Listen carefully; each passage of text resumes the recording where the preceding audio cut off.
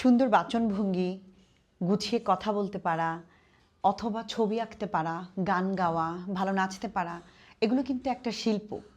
ঠিক তেমনি শিক্ষকতাও একটি শিল্প। শিল্প সত্তা যার মধ্যে থাকে তিনিই শিল্পী হয়ে ওঠেন। শিল্পী মানে যে শুধু গান গাবেন এমন না। শিল্পী মানে যেমন রন্ধন শিল্পী, যে ভালো গান গায় তাকেও বলা হয় গানের শিল্পী। হ্যাঁ, যেমন যে ভালো ছবি আঁকতে পারে তাকে বলা হয় চিত্রশিল্পী। ঠিক তেমনি শিক্ষকতাও একটা শৈল্পিকতা। এটা সবাই পারে না।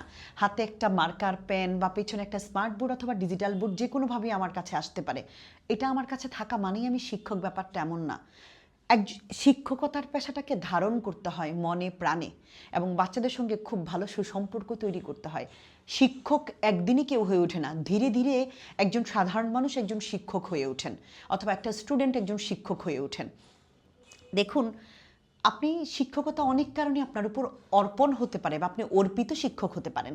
যেমন ধরুন, আপনাদের একটা স্কুল আছে, আপনার বাবা একটা স্কুল প্রতিষ্ঠা করেছেন, আপনি সেখানে গিয়ে পড়াতে পারেন অনেক যে কোনোভাবে, অথবা এখন তো অনলাইনের যুগে একটা স্মার্ট বোর্ড, একটা পেন থাকলেও আপনি শিক্ষক।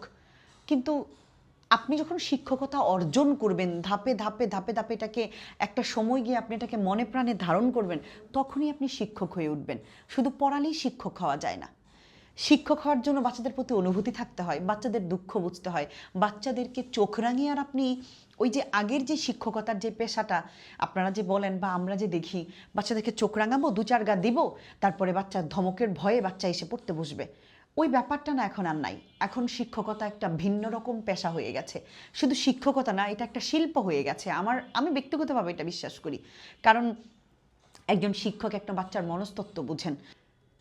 একজন গানের শিল্পীকে যেমন প্রতিদিন রেওয়াজ করতে হয়, একজন নাচের শিল্পীকে যেমন প্রতিদিন প্র্যাকটিস করতে হয়, যারা ছবি আঁকেন তারাও যেমন প্র্যাকটিস করেন, ঠিক তেমনি একজন শিক্ষককেও প্রচুর স্টাডি করতে হয়, প্রচুর বই পড়তে হয়। শুধু পাঠ্য বই পড়েন না, শিক্ষকের বাহিরে আর অন্যান্য বইও পড়েন।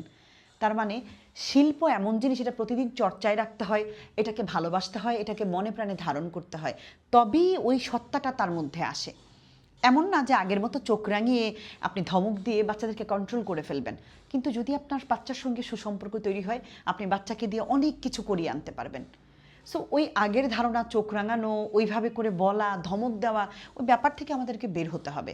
আমরা বাচ্চার মনস্তত্ত্ব বুঝবো, বাচ্চা কি চায়, আমি তার মতো করে তাকে কিছু দেওয়ার চেষ্টা করব। শিক্ষকের কাজই হচ্ছে কঠিন জিনিসকে সহজ করে দেওয়া।